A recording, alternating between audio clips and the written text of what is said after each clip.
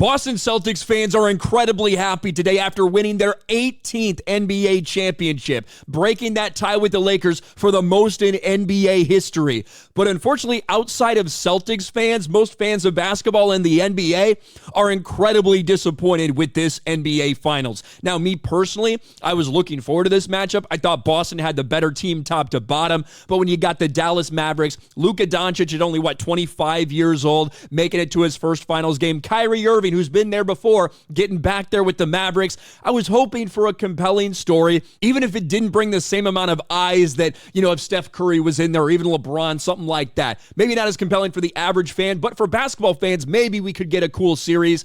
That is not what happened. And instead, what everyone's talking about today is that this is maybe one of the worst NBA Finals we've seen in history.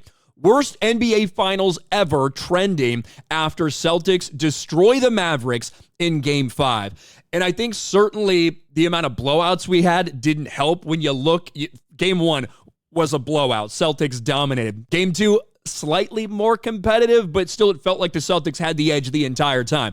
Game 3, that was a tight game. Mavericks came way back after being down by 20 or something. Luka ends up fouling out on kind of a questionable call.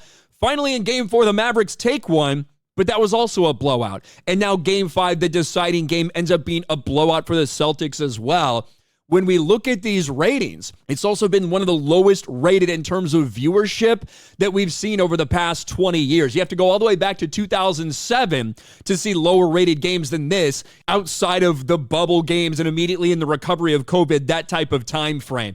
But this is embarrassing for the NBA. And not to take anything away from the Celtics necessarily, I think they were deserving. I do think they were the best team this year. And for guys like Jason Tatum and Jaylen Brown, who's been the core there for a couple years, they've been pushing and pushing and pushing, made that finals to lose against the Warriors. Now they finally get the job done. I think that's a great story. But in terms of compelling television, not exactly the case. Top 3 worst NBA Finals in my lifetime, and I'm dying on that hill. The NBA is in trouble when LeBron, Steph, KD, etc. retire because this is the worst NBA Finals I've ever seen. Celtics hatred aside, this legitimately might be the worst NBA playoffs in history.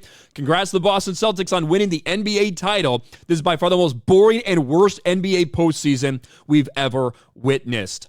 It is a new era for sure, and when you look at the guys who are the face of the NBA going forward, might not be as compelling as it has in the past, and quite frankly, as we've talked about a lot, some people are just turned off from the NBA in general with how heavy-handed they got with the politics, including some of the players speaking out about so many things.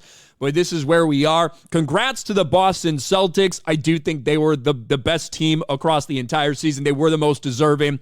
But a lot of people are going to question who they had to go through to get there. An injured Miami Heat team, an injured Celtics team, an injured Tyrese Halliburton in the Pacers series, and then a Dallas Mavericks team that they were really able to handle very, very easily.